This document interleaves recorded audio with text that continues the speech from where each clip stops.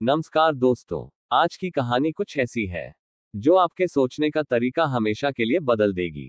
क्या सच में भाग्य का लिखा मिटाया नहीं जा सकता है? क्या नियति का हर निर्णय पहले से तय होता है? और सबसे अहम सवाल, अगर सब कुछ तय है तो क्या हमारे कर्म का कोई महत्व है? आज की हमारी कहानी नियति का निर्णय अटल होता है ना सिर्फ इन सवालों का जवाब देगी, बल्कि आपको ऐसी सीख देगी जो जिंदगी भर आपके साथ रहेगी। तो अगर आप ऐसी कहानी सुनना चाहते हैं जिसमें राजा विक्रमादित्य, एक बुद्धिमान युवक, और नियति के खेल में उलझी एक लड़की की रोमांचक यात्रा हो, तो इस वीडियो को आखिर तक जरूर देखें, क्योंकि इसका अंत आपके जीवन को एक नई दिशा दे सकता है। तो चलिए दोस्तों, शुरू करते हैं आज की अद्भुत और प्रेरणादायक कहानी। लेकिन रुकिए, कहानी शुरू करने से पहले एक सवाल, अगर भाग्य ने आपके सामने एक अटल निर्णय रख दिया हो तो क्या आप उसे स्वीकार करेंगे या उसे बदलने की कोशिश करेंगे? चलिए जवाब ढूंढते हैं इस कहानी के साथ। शोभा नगरी की कहानी। शोभा नगरी अपनी सुंदरता और संस्कृत धरोहर के लिए प्रसिद्ध थी। वहां के निवासी शांति प्रिय, सुसंस्कृत और खुशहाल जीवन जीते थे। लेकिन उनमें सबसे ज्यादा चर्चा में रहने वाला व्यक्ति था स्मार्ट, जो अपने अनोखे व्यक्तित्व और चतुराई के लिए जाना जाता था। स्मार्ट का असली नाम समीर था, परंतु उसकी तीव्र बुद्धिमत्ता और हर समस्या का हल निकालने की क्षमता के कारण सभी उसे स्मार्ट कहने लगे थे। स्मार्ट अपने नाना नानी के साथ शोभा नगरी के छोटे से किनारे पर रहता था। उसके माता पिता का बचपन में ही एक दुर्घटना में देहांत हो गया था। वह पढ़ाई लिखाई में तो तेज था ही, साथ ही उसमें एक विशेष गुण था कि उसकी सोच नियति के नियमों पर गहराई से टिकी हुई थी। वह अक्सर कहा करता था, जो नियति ने लिखा है उसे कोई मिटा नहीं सकता। शोभा नगरी से कुछ ही दूरी पर उज्जैन का विशाल साम्राज्य था, जहां राजा विक्रमादित्य का शासन था। राजा विक्रमादित्य अपने ज्ञान, न्यायप्रियता और साहस के लिए प्रसिद्ध थे। एक दिन राजा विक्रमादित्य को एक सपना आया। सपना में एक दिव्य पुरुष ने उनसे कहा, शोभा नगरी में एक साधारण लड़का है जो तुम्हारे भाग्य को बदल सकता है। वह तुम्हें नियति के मूल रहस्यों को समझने में मदद करेगा। सपना से प्रभावित होकर राजा विक्रमादित्य ने अपने सेनापतियों और मंत्रियों के साथ शोभा नगरी जाने का निर्णय लिया। उन्होंने नगरी के निवासियों से पूछा, यहाँ कौन सबसे चतुर और ज्ञानी है? सभी ने एक ही नाम लिया, स्मार्ट। राजा ने स्मार्ट को अपने दरबार में बुलाया। जब वह आया तो राजा ने उसे ध्यान से देखा। साधारण कपड़े, मध्य कद, काठी, लेकिन आंखों में गजब की चमक। राजा ने पूछा, क्या तुम नियति और भाग्य के बारे में जानते हो? स्मार्ट ने विनम्रता से जवाब दिया, राजन, भाग्य वह है जो हमारे जन्म के साथ लिखा जाता है, और नियति वह है जो हमें हमारी कर्म भूमि पर ले जाती है। परंतु विधि का विधान ऐसा है कि जो तय है वह टाला नहीं जा सकता। राजा विक्रमादित्य उसकी बातों से प्रभावित हुए। उन्होंने उसे अपने साथ उज्जैन चलने का प्रस्ताव दिया। स्मार्ट ने कहा, राजन, मैं चलूंगा, परंतु मेरी एक शर्त है। आप मुझे वचन दें कि आप मेरे किसी निर्णय पर संदेह नहीं करेंगे। राजा ने सहमति दी। जब वे उज्जैन लौट रहे थे, रास्ते में एक घना जंगल पड़ा, जहां उन्हें एक युवती दिखाई दी जो अचेत अवस्था में पड़ी थी। उसकी अवस्था देखकर लगा कि वह कई दिनों से भूखी प्यासी थी। स्मार्ट ने राजा से कहा, राजन, ये युवती हमारी नियति से जुड़ी हुई है, इसे साथ लेकर चले। राजा ने उसे उठाकर अपने रथ में बिठाया। जब वह होश में आई तो उसने अपना परिचय दिया। उसका नाम संध्या था। वह एक साधारण किसान परिवार से थी, लेकिन किसी अज्ञात कारण से उसे गांव से निकाल दिया गया था। भाग्य का खेल, संध्या को उज्जैन के राजमहल में स्थान दिया गया। समय बीतने लगा और संध्या की सरलता और बुद्धिमत्ता से पूरे महल में उसकी प्रशंसा होने लगी। राजा विक्रमादित्य भी उसकी बातों से प्रभावित होने लगे। लेकिन एक दिन दरबार में एक ज्योतिषी आया। उसने कहा, राजन, ये युवती आपकी मृत्यु का कारण बनेगी, इसे तुरंत राज्य से बाहर निकाल दे। राजा असमंजस में पड़ गए। उन्होंने स्मार्ट से परामर्श लिया। स्मार्ट ने मुस्कुराकर कहा, राजन, जो विधि का विधान है वह टल नहीं सकता। यदि संध्या आपकी मृत्यु का कारण है तो ये भी नियति का हिस्सा है, परंतु इसे राज्य से बाहर निकालना अनुचित होगा। एक दिन महल में अचानक विद्रोह हुआ। एक गुप्त साजिश के तहत राजा विक्रमादित्य की हत्या की योजना बनाई गई थी। विद्रोहियों ने राजा को निशाना बनाया, लेकिन इस समय संध्या ने अपने प्राणों की परवाह किए बिना राजा की रक्षा की। विद्रोहियों का सामना करते हुए वह घायल हो गई। राजा विक्रमादित्य को उस क्षण एहसास हुआ कि ज्योतिषी ने जो कहा था वह सच था। परंतु उसने जो मृत्यु की बात की थी उसका अर्थ संध्या के बलिदान से जुड़ा हुआ था। नियति ने उसे राजा की रक्षा के लिए चुना था, ना कि उनकी मृत्यु का कारण बनने के लिए। इस घटना के बाद राजा ने स्मार्ट को बुलाया और कहा, तुम्हारी बुद्धिमत्ता और नियति पर विश्वास ने आज मेरे प्राण बचा लिए हैं। मैं जानना चाहता हूं कि तुमने ऐसा कैसे समझा। स्मार्ट ने उत्तर दिया, राजन, नियति के निर्णय हमेशा स्पष्ट नहीं होते। जो हमें प्रतिकूल प्रतीत होता है वही हमारे जीवन का सबसे बड़ा वरदान हो सकता है। संध्या का आपके जीवन में आना नियति का ही खेल था और उसने अपना कर्तव्य निभाया।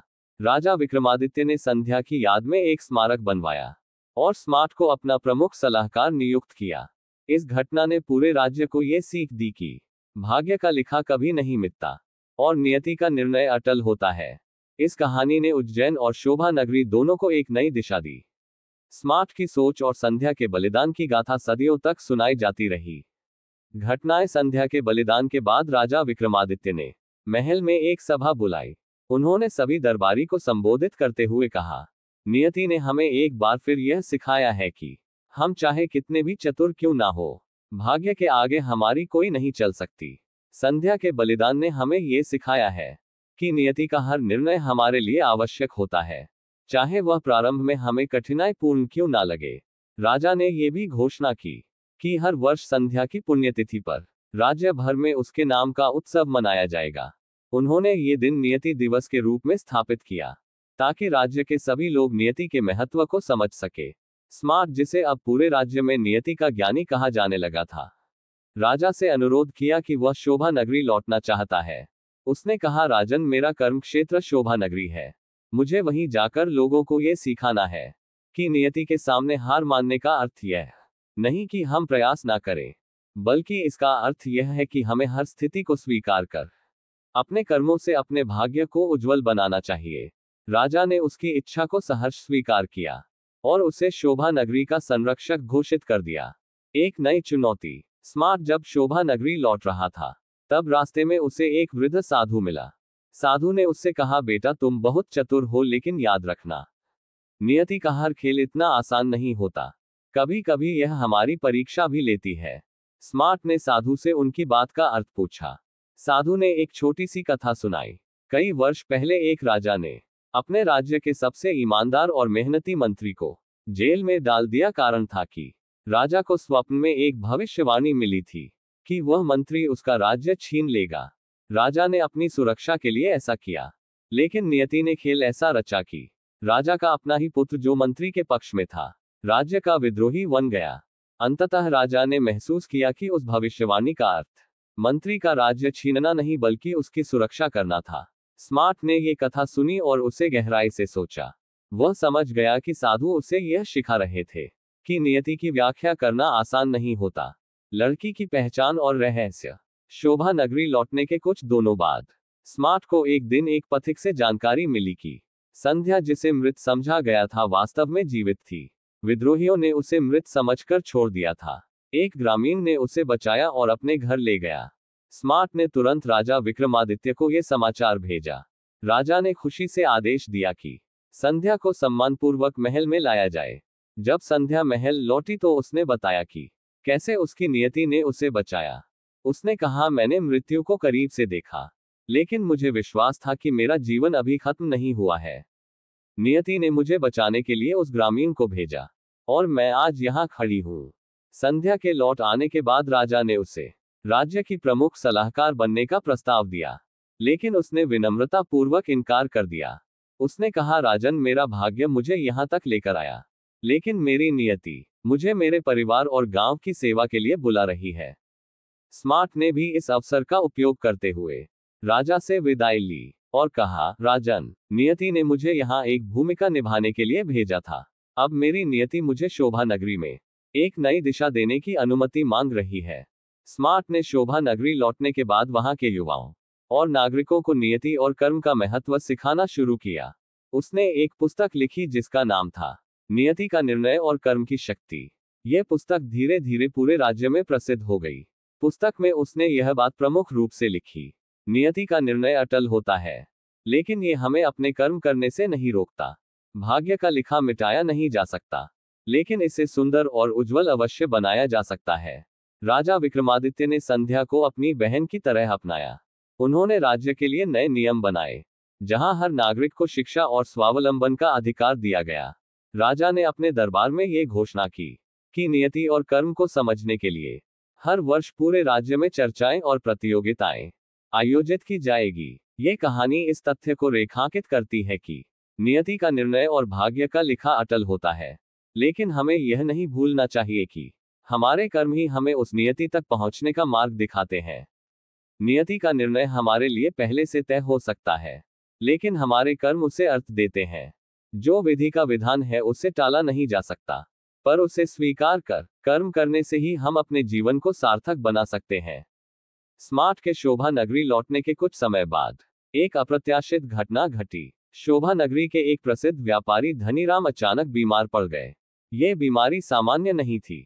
धनीराम के परिवार और उनके परिचितों का मानना था कि ये किसी प्राचीन श्राप का परिणाम है। उन्होंने स्मार्ट से आग्रह किया कि वह अपनी बुद्धि और ज्ञान से इस समस्या का समाधान निकाले। स्मार्ट ने व्यापारी की बीमारी का अध्ययन किया और पाया कि यह कोई साधारण बीमारी नहीं है। वह बीमारी एक प्रकार का मानसिक तनाव थी, जो धनीराम को अपनी गलतियां और पुराने कर्मों की वजह से हो रही थी। धनीराम ने पहले अपने व्यापार में कई गरीब किसानों का शोषण किया था और अब उनकी आत्मा इस बोझ को सहन नहीं कर पा रही थी। स्मार्ट ने धनीराम से कहा, व्यापारी जी, यह नियति का एक और खेल है। आपके पिछले कर्म आज आपके सामने आ खड़े हुए हैं। अब केवल एक ही उपाय है कि आप अपनी गलतियां को स्वीकार करें, उन गरीब किसानों को न्याय दें और उनकी सहायता करें। धनीराम का प्रायश्चित और नियति की शक्ति। धनीराम ने स्मार्ट की सलाह मानी। उन्होंने अपने धन का एक बड़ा भाग गरीबों में दान कर दिया और उन किसानों के कर्ज माफ कर दिए जिनका उन्होंने शोषण किया था। धीरे धीरे उनकी बीमारी ठीक होने लगी। इस घटना ने पूरे शोभा नगरी में एक नई सीख दी। लोग समझ गए कि नियति हमें हमारे कर्मों का फल देती है, लेकिन साथ ही वह हमें प्रायश्चित और सुधार का अवसर भी देती है।